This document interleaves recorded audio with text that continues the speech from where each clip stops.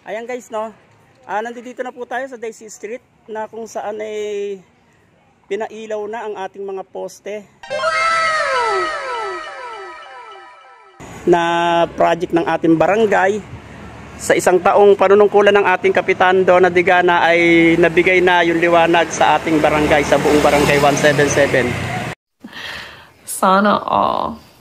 Sinimulan po ang liwanag nito kagabi tinesting at inaantay pa ang turnover ng contractor para lahat ng street po sa 177 ay mapailaw na. Pero ngayon po, ngayong gabing to, ito po nagsimula. Ito ang Daisy. Okay, ito po ang Daisy. So, dito po, ito ang highway is sekundaryo ng Meralco. Kaya ang poste niyan ay may ilaw galing sa Meralco. Tapos ang simula ng ilaw natin dito sa bungad ng Daisy hanggang sa dulo. Guys, pupunta natin yan. Ito po ay pinailaw ng ating kapitan sa panunungkulan niya ng 1-year anniversary. Isinabay ang ilaw, ang liwanag sa barangay 177. Hindi lang po yan, may tatlong cluster tayo. May tatlong cluster na po yan na Camarin, Maligaya, Sabarte. Lahat po ng street niyan ay papailawan ng ating barangay captain na si Donna Digana. Ito po. Dito tayo mag-start, ayan, kasi doon magsisimula sa poste ng Daisy doon. Ito ang huling poste. So, maglalakbay po tayo doon. Kung saan may maliwanag, pupuntahan po natin yan. Tara guys. Ito po, pangalawa. Pero sulit ha, tignan nyo 15 meters. 15 meters ang layo kada poste. Kaya napakaliwanag ang daanan ng Daisy. Pupunta natin guys, tara. Okay guys, tara guys, punta tayo dun sa mga poste na napailawan ng ating barangay. Okay, dun tayo nagsimula sa may bungad ng Daisy at pupunta tayo dun sa may dulo, saka sa Sunflower. Diretso tayo guys. Ayan, napakaliwanag.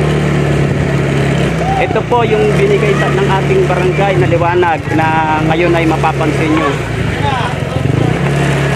So hindi na nangangamba yung mga kapitbahay natin, no, dahil lahat ng mga may madilim na lugar dito ay mapailawan na. So yan, kung makikita nyo is 15 meters ang layo. 15 meters ang layo ng kada poste, kaya lahat ng mga may madilim na paligid at kasulok-sulukan, ayan, naliwanagan na yung naliwanagan na. So lahat ng mga bata siguro rito, mga magiging pasaway na to. Guys, diba, napakaganda. Pupuntahan natin lahat ng may ilaw. Ang problema nito, dahil masyado nang maliwanag ang ating daanan, baka pasaway itong mga batang to kung anong oras na magsipaglaro ko. Uwi sa kanilang bahay-bahay. So, ayan guys, diba, liwanag na. Ito, nakakatakot talaga daanan ko dati, ng mga nakaraan ngayon, talaga naman, makikita nyo yung ginawa ng ating kapitan, talagang lahat ng street sa tatlong cluster. So ito, hanggang dito lang, hanggang dito muna, kasi yung ilang poste na yan, 1, 2, 3, 4, kasama yan dito sa taas. Hanggang dito lang muna sila. So pupuntahan natin yung Sunflower. So ayan yung poste na yan, tignan nyo, kung makikita nyo yung poste na yan, wala pa. So lahat yan, lahat yan mapapailawan. Tignan nyo, napakadulog, diba guys? So, tignan nyo, ang dilim ha. Pero lahat yan mapapailawan ng ating barangay. So, ayan yung mga poste ng ating barangay. Wala pa. Naantay lang po yung turnover ng contractor na yan para lahat po ay kumana na. So, ito po, ayan o. Dito, nagsimula na naman tayo sa liwanag. Ayan o. Okay, ito. Tapos, dito tayo sa Sunflower. So, ayan. Ayan, kung makikita nyo, napakaliwanag na po.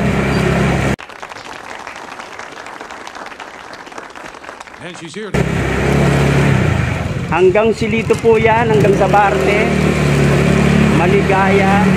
Lahat po ng street niyan ay magiging maaliwala sa tignan dahil sa gagawing pailaw ng ating Kapitan Donna Digana. Hi boy! Sarap na maglaro boy, maliwanag?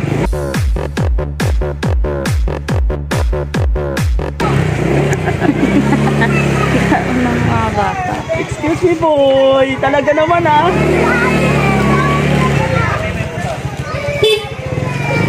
Boss. Musta? Sakay mo na karaan na. Anak ko. Tatanungin natin si Sir. Tignan niyo si Sir. Oh. Napaka-aliwalas na ng ano. Kagawad. Si Sir Martinez. Tatanong natin, Sir. Tignan niyo yung liwanag ng ating ano, di ba? Ano masasabi? Ano masasabi? Hindi makalaro paggabi. Oh, di ba? Yan po yung project ng ating kapitan. Pangalang dumating eh. At ang ating classmate, oh, di ba? Kararating. Kararating mo lang, boss. Hindi naman kasi yun. Oo, kita mo, pati mga bata ngayon. Baka ito ngayon, mahirapan tayo magsaway sa kanila. Baka alas 10, hindi pa natutulog itong mga to. Oo, dahil sa liwanag.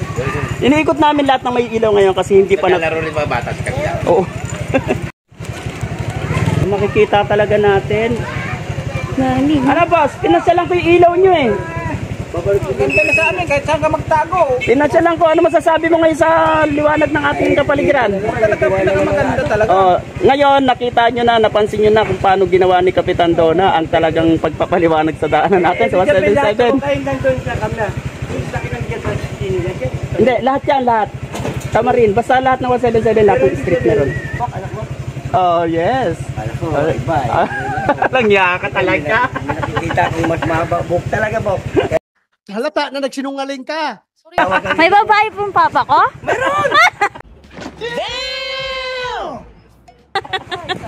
Patay ka dyan, Bert! Sana, bilis mo ako!